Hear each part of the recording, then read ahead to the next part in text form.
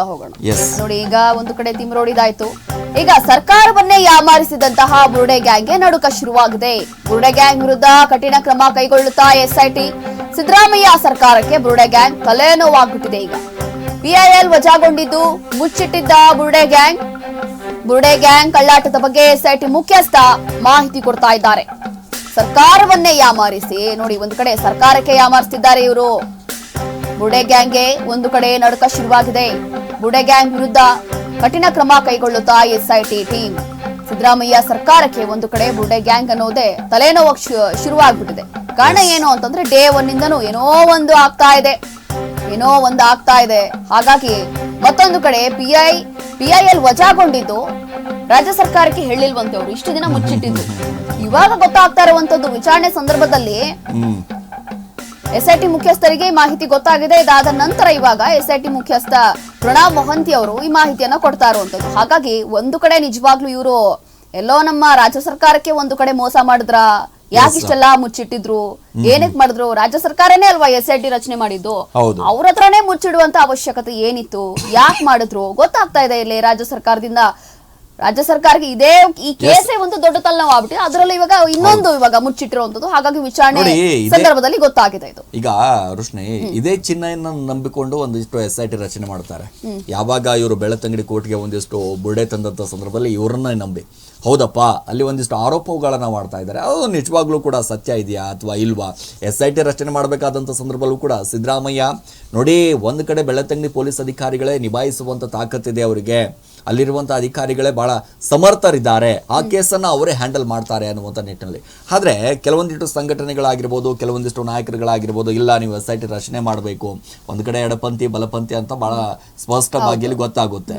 So ಅವರು ಬಹಳ ಸರ್ಕಾರದ ಮೇಲೆ ಒತ್ತಡ ಹೇರ್ತಾರಂತೆ. ಎಸ್ಐಟಿ ನೀವು ರಚನೆ ಮಾಡಲೇಬೇಕಾಗಿರುವಂಥ ಅನಿವಾರ್ಯತೆ ಇದೆ, ಅಲ್ಲಿ ಆಗಿರುವಂಥ ಘಟನೆ ಬಗ್ಗೆ ನಿಮ್ಗೇನು ಗೊತ್ತಿದೆ ಅನ್ನುವಂಥ ಲೆಕ್ಕಾಚಾರದಲ್ಲಿ ಎಸ್ಐಟಿ ರಚನೆ ಮಾಡಿದ್ರೆ ಒಂದಿಷ್ಟು ನಿಷ್ಪಕ್ಷಪಾತಂತ ತನಿಖೆ ಆಗುತ್ತೆ. ಸೊ ಅವಾಗ ಸರ್ಕಾರವು ಕೂಡ ಯೋಚನೆ ಮಾಡುತ್ತೆ, ಹೌದಲ್ಲಪ್ಪ ಇಷ್ಟೆಲ್ಲವೂ ಕೂಡ ಆದಂಥ ಸಂದರ್ಭದಲ್ಲಿ ಸರ್ಕಾರದ ಮೇಲೆ ಈ ರೀತಿಯಾದಂಥ ಮಾತುಗಳು ಕೇಳಿ ಬರ್ತಾ ಇದೆ ಅಂತಂದಾಗ ಸರ್ಕಾರ ರಚನೆ ಮಾಡುತ್ತೆ. ಆದ್ರೆ ಈಗ ಸರ್ಕಾರಕ್ಕೆ ಅಮರಿಸ್ಬಿಟ್ರಾ ಅನ್ನುವಂತ ಒಂದು ಪ್ರಶ್ನೆ, ಈ ಬುರುಡೆ ಗ್ಯಾಂಗಿನ ಅನ್ನುವಂತ ಪ್ರಶ್ನೆಗಳು ಹುಟ್ಟುತ್ತಾ ಇದೆಯಲ್ಲ. ಈ ಬುರುಡೆ ಗ್ಯಾಂಗ್ ನಲ್ಲಿ ತಿಮ್ಮರೆಡ್ಡಿ ಇದ್ದಾರೆ, ಮತ್ತೊಂದು ಕಡೆ ಗಿರೀಶ್ ಮಟ್ಟಣ್ಣ ಅವರಿದ್ದಾರೆ, ಟಿ ಜಯಂತ್ ಇದ್ದಾರೆ, ಸಮೀರ್ ಎಮಡಿ ಇದ್ದಾನೆ, ಸುಜಾತಾ ಭಟ್ ಇದ್ದಾರೆ, ಇನ್ನು ಹಲವಾರು, ವಿಠಲ್ ಗೌಡವು ಕೂಡ ಒಂದಿಷ್ಟು ಸೇರಿದ್ರೆ ಸೇರಬಹುದು. ಯಾಕಂದ್ರೆ ಬುರುಡೆ ಗ್ಯಾಂಗ್ ಅಂತ ಅಂದಾಗ ಸರ್ವೇ ಸಾಮಾನ್ಯವಾಗಿ ಇಬ್ಬರಿಂದ ಸಾಧ್ಯ ಆಗಲ್ಲ ಈ ಗ್ಯಾಂಗು. ಯಾಕಂದ್ರೆ ಸಾರ್ವಜನಿಕವಾಗಿ ಒಂದಿಷ್ಟು ನೋಡ್ತಾ ಹೋದಾಗ ಯಾರ್ಯಾರು ಕಾಣಿಸ್ಕೊಳ್ತಾ ಇದಾರಲ್ಲ, ಈ ಪರ ವಿರೋಧ ಅಂತ ಕಾಣಿಸ್ಕೊಂಡವರು, ಅವರು ಕೂಡ ಒಂದಿಷ್ಟು ಬುರುಡೆ ಗ್ಯಾಂಗ್ ಸೇರಬಹುದು. ಸೊ ಬುರುಡೆ ಗ್ಯಾಂಗ್ ವಿರುದ್ಧ ಕಠಿಣ ಕ್ರಮ ಕೈಗೊಳ್ಳುತ್ತಾ ಎಸ್ಐಟಿ ಅಧಿಕಾರಿಗಳು. ಸೊ ಅಲ್ಲಿ ಆಗಿರುವಂತಹ ಘಟನೆ ಒಂದಿಷ್ಟು ಬೆಳಕಿಗೆ ಬಂದಂತ ಸಂದರ್ಭದಲ್ಲಿ, ಇವರು ಬುರುಡೆ ಮಾಡಿದಂತ ಸಂದರ್ಭದಲ್ಲಿ ಎಲ್ಲವೂ ಕೂಡ ಬೆಳಕಿಗೆ ಬರುತ್ತೆ. ಪರಮೇಶ್ವರ್ ಭೇಟಿಯಾಗಿದ್ದಂತ ಮೊಹಂತಿ ಸುದೀರ್ಘವಾಗಿ ಒಂದಿಷ್ಟು ಮಾತುಕತೆಯನ್ನ ನಡೆಸಿದ್ದಾರೆ. ಸಿಎಂ ಭೇಟಿಯಾಗಿ ಪರಮೇಶ್ವರ್ ಪ್ರಣಬ್ ಮೊಹಂತಿ ಅವರು ವಿವರಣೆಯನ್ನ ಕೊಟ್ಟಿದ್ದಾರೆ. ಮೊಹಂತಿ ವಿವರಣೆ ನೀಡಿದ ಬಳಿಕ ಸಿಎಂ ಪರಂ ಒಂದಿಷ್ಟು ಪ್ರತ್ಯೇಕ ಚರ್ಚೆಯನ್ನ ನಡೆಸ್ತಾ ಇರುವಂತದ್ದು. ಯಾಕೆ ಅಂತಂದ್ರೆ ಮುಖ್ಯಸ್ಥರಾಗಿರುವಂತಹ ಪ್ರಣಬ್ ಮೊಹಂತಿಯರೇ ಒಂದಿಷ್ಟು ಪರಂ ಅವರನ್ನ ಭೇಟಿಯಾಗಿದ್ದಾರೆ.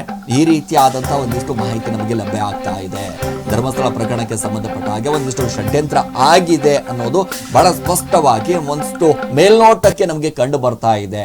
ಹಾಗಾಗಿ ಏನ್ ಮಾಡೋಣ, ಏನ್ ಕತೆ, ಈ ಗ್ಯಾಂಗ್ ವಿರುದ್ಧ ಯಾವ ರೀತಿಯಾದಂಥ ಕ್ರಮವನ್ನ ಕೈಗೊಳ್ಳೋಣ ಅಂತ ಒಂದಿಷ್ಟು ಅದಕ್ಕೆ ಸಂಬಂಧಪಟ್ಟ ಸಚಿವರ ಜೊತೆ ಒಂದಿಷ್ಟು ಚರ್ಚೆಯನ್ನು ನಡೆಸಿದ್ದಾರೆ. ಪರಂ ಅವರು ಒಂದಿಷ್ಟು ಮಾತಾಡಿದಂಥ ಸಂದರ್ಭದಲ್ಲಿ ಏನ್ ಮಾಡಬೇಕು, ಏನ್ ಕತೆ, ಯಾಕಂದ್ರೆ ನಮ್ಮ ಸೀನಿಯರ್ಗೆ ಹೇಳ್ಬೇಕಲ್ಲ, ನಮ್ಮ ಮೇಲೆ ಅಧಿಕಾರಿಗಳಿಗೆ ಹೇಳ್ಬೇಕಲ್ಲ, ಒಂದಿಷ್ಟು ನಮ್ಮ ರಾಜ್ಯದ ಮುಖ್ಯಮಂತ್ರಿಗಳಿಗೆ ತಿಳಿಸ್ಬೇಕನ್ನುವಂತ ನಿಟ್ಟಿನಲ್ಲಿ ಸಿಎಂ ಮತ್ತೆ ಪರಂ ಅವರು ಒಂದಿಷ್ಟು ಮಾತುಕತೆಯನ್ನ ನಡೆಸಿದ್ದಾರಂತೆ. ಏನ್ ಮಾಡೋದು, ಏನ್ ಕತೆ, ಹಿಂಗಾಗೋಗ್ಬಿಡ್ತಲ್ಲ, ಎಲ್ಲವೂ ಕೂಡ ಉಲ್ಟಾ ಹೊಡೆದು ಬಿಡ್ತಾ, ಏನ್ ಕತೆ ಇದು ನಮ್ಮ ಕುತ್ತಿಗೆ ಬಂದ್ಬಿಡ್ತು. ಬಿಜೆಪಿ ಅವರು ಒಂದಿಷ್ಟು ಆರೋಪ ಮಾಡ್ತಾ ಇದ್ರು, ಸಹಜವಾಗಿ ಅದು ಬೆಳಕಿಗೆ ಬರ್ತಾ ಇದೆ. ಇವ್ರು ನೋಡ್ರಿ, ಬಿಜೆಪಿ ಅವರು ಬಹಳ ಸ್ಪಷ್ಟವಾಗಿ ಹೇಳ್ತಾ ಇದ್ರು, ಷಡ್ಯಂತ್ರ ನಡೀತಾ ಇದೆ ರೀ, ಯಾಕೆ ನಿಮ್ ಗಮನಕ್ಕೆ ಬರ್ತಾ ಇಲ್ಲ? ಸ್ವತಃ DCM DK ಶಿವಕುಮಾರ್ ಅವರೇ ಹೇಳ್ತಾ ಇದ್ದಾರೆ ಇಲ್ಲಿ ಷಡ್ಯಂತ್ರ ನಡೆದಿದೆ ಅಂತ, ಆದ್ರೂ ಕೂಡ ನೀವು ಯಾಕೆ ಗಮನ ಹರಿಸ್ತಾ ಇಲ್ಲ? SIT ಮೇಲೆ ಒಂದಿಷ್ಟು ಒತ್ತಡ ಹೇರುವಂತ ಕೆಲಸವನ್ನ ಮಾಡಿ ಆದಷ್ಟು ಬೇಗ ಮಧ್ಯಂತರ ವರದಿಯನ್ನ ತರಿಸಿ, ಏನಾಗಿದೆ ಏನ್ ಕತೆ ಅನ್ನೋದ್ರ ಬಗ್ಗೆ ಕೂಡ ಒಂದಿಷ್ಟು ಜನಗಳಿಗೆ ಗೊತ್ತಾಗ್ಲಿ, ಎಷ್ಟು ದಿನಗಳ ಕಾಲ SIT ಒಂದಿಷ್ಟು ತನಿಖೆಯನ್ನ ಮಾಡಿಸ್ತೀರಾ ಅನ್ನುವಂತ ರೀತಿಯಾಗಿ ಬಿಜೆಪಿ ನಾಯಕರು ಆರೋಪವನ್ನ ಮಾಡಿದ್ರು.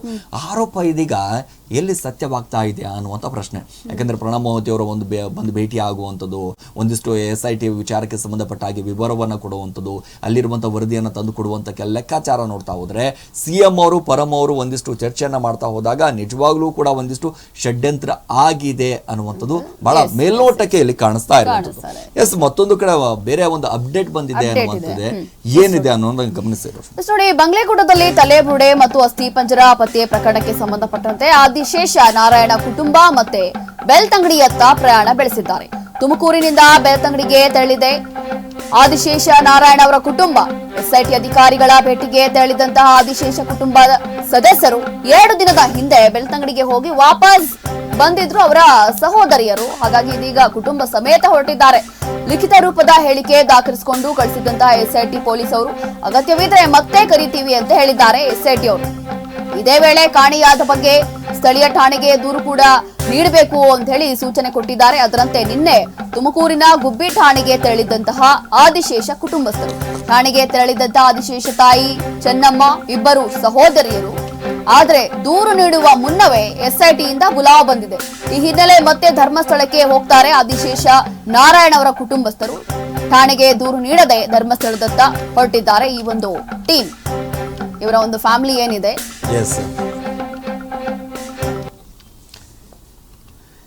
ನಾವು ಒಂದು ಕಡೆ ಬಂಗ್ಲೆಗೂಡ ವಿಚಾರಕ್ಕೆ ಸಂಬಂಧಪಟ್ಟ ಹಾಗೆ ನಾವು ಗಮನಿಸ್ತಾ ಇದ್ದೀವಿ. ಬಂಗ್ಲೆಗೂಡದಲ್ಲಿ ತಲೆಬುರುಡೆ ಮತ್ತು ಅಸ್ಥಿ ಪಂಜರ ಪತ್ತೆ ಪ್ರಕರಣಕ್ಕೆ ಸಂಬಂಧಪಟ್ಟ ಹಾಗೆ ಇದೀಗ ಆದಿಶೇಷ ನಾರಾಯಣ ಕುಟುಂಬ ಮತ್ತೆ ಬೆಳ್ತಂಗಡಿಯತ್ತ ಪ್ರಯಾಣವನ್ನ ಬಳಸ್ತಾ ಇರುವಂತದ್ದು. ತುಮಕೂರಿನಿಂದ ಬೆಳ್ತಂಗಡಿಗೆ ತಿಳಿದಂತ ಆದಿಶೇಷ ಕುಟುಂಬ. ಸೊ ಈ ಕುಟುಂಬ ಅನ್ನುವಂಥದ್ದು ಬೆಂಗ್ಲೆಗುಡ್ಡ ಅಂತ ಅಂದಾಗ ಈಗ ಮತ್ತೆ ಹೊಸದಾಗಿ ಒಂದಿಷ್ಟು ದೂರುಗಳು ಬರ್ತಾ ಇರುವಂಥದ್ದು. ಈ ರೀತಿಯಾದಂಥ ಅಂದರೆ ಈಗ ಫೋಟೋಗಳನ್ನು ತೋರಿಸ್ತಾ ಇದ್ದಾರಲ್ಲ, ಇವ್ರು ಕಾಣೆ ಆಗಿದ್ದಾರೆ, ಒಂದಿಷ್ಟು ಅಸ್ಥಿ ಪಂಜರಗಳು ಸಿಕ್ಕಂಥ ಸಂದರ್ಭದಲ್ಲಿ ನಮಗೆ ಆ ಬಾಡಿಯನ್ನು ಅಸ್ಥಿ ಪಂಜರವನ್ನು ನಮಗೆ ಕುಡಿ ಅನ್ನುವಂಥ ನಿಟ್ಟಿನಲ್ಲೂ ಕೂಡ ಒಂದಿಷ್ಟು ಕುಟುಂಬ ಕೇಳಬಹುದು. ಯಾಕಂದರೆ SIT ಅಧಿಕಾರಿಗಳಿಗೆ ಒಂದಿಷ್ಟು ಭೇಟಿ ಆಗ್ತಾ ಇದ್ದಾರೆ ಅಂತಂದಾಗ ಈ ರೀತಿಯಾದಂಥ ಒಂದಿಷ್ಟು ಮಾತು ಸಹಜವಾಗಿ ಕೇಳಿಬರುತ್ತೆ. ಈ ಆದಿಶೇಷ ಕುಟುಂಬ ಏನಾಗಿತ್ತು, ಯಾವಾಗ ಬಂದಿತ್ತು, ಧರ್ಮಸ್ಥಳಕ್ಕೆ ಯಾವಾಗ ಬಂದಿದ್ರು, ಏನು ಕತೆ, ಯಾರು ಇವರು ಅನ್ನೋದ್ರ ಬಗ್ಗೆ ಕೂಡ SIT ಅಧಿಕಾರಿಗಳು ಒಂದಿಷ್ಟು ಹಿನ್ನೆಲೆಯನ್ನು ತೆಗಿಬೇಕಾಗಿರುವಂಥದ್ದು. ಅದರ ಜೊತೆಗೆ ಈ ಆದಿಶೇಷ ಕುಟುಂಬ ಒಂದು ಕಡೆ ಕಾಣೆ ಆಗಿದ್ದಾರೆ ಅನ್ನುವಂಥದ್ದು ಯಾರ್ಯಾರ ಫೋಟೋಗಳನ್ನು ತೋರಿಸ್ತಾ ಇದ್ದಾರಲ್ಲ ನೋಡಿ. ಠಾಣೆಗೆ ತೆರಳಿದಂಥ ಆದಿಶೇಷ ಚೆನ್ನಮ್ಮ ಮತ್ತು ಇಬ್ಬರು ಸೋದರಿಯರು ದೂರು ನೀಡಬೇಕಾದಂಥ ಸಂದರ್ಭದಲ್ಲಿ SIT ಅಧಿಕಾರಿಗಳು ಒಂದಿಷ್ಟು ಬುಲಾವನ್ನ ಕೊಟ್ಟಿದ್ದಾರಂತೆ ಅವರಿಗೆ. ಯಾಕೆ ಬುಲಾವ್ ಕೊಟ್ಟರು, ಏನು ಕತೆ, ಯಾವ ರೀತಿಯಾಗಿ ದೂರನ್ನ ತೆಗೆದುಕೊಳ್ಬೇಕು ಅನ್ನೋದ್ರ ಬಗ್ಗೆ ಕೂಡ ಅವರು ಗಮನಿಸ್ತಾ ಇರಬಹುದು ಅಂತ ಅನ್ಕೋತೀನಿ ನಾನು. ಈಗ ಅವರ ತಾಯಿ ಕೂಡ ಮಾತಾಡ್ತಾರೆ ನೋಡಿ, ಕಣ್ಣೀರ್ ಹಾಕೊಂಡು ಹೇಳ್ತಾರೆ. ಏನು ಅಂತಂದ್ರೆ ಏನೋ ಕೆಲ್ಸಕ್ಕೆ ಅಂತ ಹೋಗ್ತಾ ಇದೀನಿ ಅಂತ ಹೇಳ್ತಾನಂತೆ ಆದಿಶೇಷ ಅವರ ಮಗ. ಹೋಗಿದ್ದನ್ ವಾಪಸ್ ಬರ್ಲೇ ಇಲ್ಲ ಅಂತ ಹೇಳಿ ಅಳ್ತಾರೆ. ಎಂತ ಒಂದು ವಿಪರ್ಯಾಸ ಅಲ್ವಾ ಇದು. ಇದೆಲ್ಲ ನೋಡ್ತಾ ಇದ್ರೆ ಏನಾಗ್ತಾ ಇದೆ, ಈ ರೀತಿಯಾದಂತಹ ಪ್ರಕರಣಗಳು ಅದು ಎಷ್ಟಾಗಿದೆಯೋ ಏನಿದೆಯೋ ನಿಜವಾಗ್ಲೂ ಗೊತ್ತಾಗ್ತಾ ಇಲ್ಲ. ಒಂದೊಂದೇ ಹೊರಗೆ ಬರ್ತಾ ಇದೆ ನೋಡಿ. 2ನೇ ಬಾರಿ ಯಾವಾಗ ಈ ಒಂದು ಅಗೆಯುವ ಕಾರ್ಯ ಆರಂಭ ಆಯ್ತು ಆ ಸಂದರ್ಭದಲ್ಲಿ ಇವರ ID ಇರ್ಬೋದು ಅಥವಾ ಬೇರೆ ಬೇರೆ ಅವರ ವಸ್ತುಗಳು ಸಿಕ್ಕಿತ್ತು. ಈ ಸಂದರ್ಭದಲ್ಲಿ ಈ ತರ ಯಾರು, ಏನು, ಇವರ ಫ್ಯಾಮಿಲಿ ಯಾರು, ಯಾವ ಸಂದರ್ಭದಲ್ಲಿ ಇವ್ನು ಇಲ್ಲಿಗೆ ಬಂದಿದ್ದ ಅಥವಾ ಏನಕ್ಕೆ ಬಂದಿದ್ದ ಎಲ್ಲವೂ ಕೂಡ ಪೊಲೀಸರು ತನಿಖೆ ನಡೆಸ್ತಾ ಇದ್ದಾರೆ. ಹಾಗಾಗಿ ನೋಡ್ಬೇಕಾಗತ್ತೆ ಈ ಒಂದು. ಅದರಲ್ಲೂ ಕೂಡ ಬಹು ವಿಶೇಷವಾಗಿ SIT ಅವ್ರು ಹೇಳಿರುವಂತದ್ದು ಏನು ಅಂತಂದ್ರೆ, ಈಗ ಮಿಸ್ಸಿಂಗ್ ಆಗಿದೆ, ನಮ್ಮ ಫ್ಯಾಮಿಲಿಯಲ್ಲಿ ಯಾರೊಬ್ರು ಮಿಸ್ ಆಗಿದ್ದಾರೆ ಅಂತಂದ್ರೆ ನಾವು ಫಸ್ಟ್ ಕೆಲಸ ಮಾಡ್ಬೇಕಾಗಿರುವಂತದ್ದು ಏನು, ನಮ್ಮ ಲೋಕಲ್ ಪೊಲೀಸ್ ಸ್ಟೇಷನ್ಗೆ ಕಂಪ್ಲೇಂಟ್ ಕೊಡಬೇಕಾಗತ್ತೆ. ಹಾಗಾಗಿ ಇವ್ರಿಗೂ ಕೂಡ ಇದೇ ಹೇಳಿದ್ದಾರೆ, ನೀವು ಇಲ್ಲಿ ಧರ್ಮಸ್ಥಳಕ್ಕೆ ಬರುವ ಮುನ್ನ ಫಸ್ಟ್ ಅಲ್ಲಿರುವಂತಹ ತುಮಕೂರಲ್ಲಿ ಇರುವಂತಹ ನೀವು ಯಾವ ಏರಿಯಾದಲ್ಲಿ ಇದ್ದೀರೋ ಅಥವಾ ಒಂದು ಲೋಕಲ್ ಪೊಲೀಸ್ ಸ್ಟೇಷನ್ ಏನಿದೆ ಅಲ್ಲಿ ಕಂಪ್ಲೇಂಟ್ ಕೊಡಿ, ಇದಾದ ನಂತರ ಬನ್ನಿ ಅಂತ ಹೇಳಿದ್ದಾರೆ. ಇದಾಗಿತ್ತು ಅಂದ್ರೆ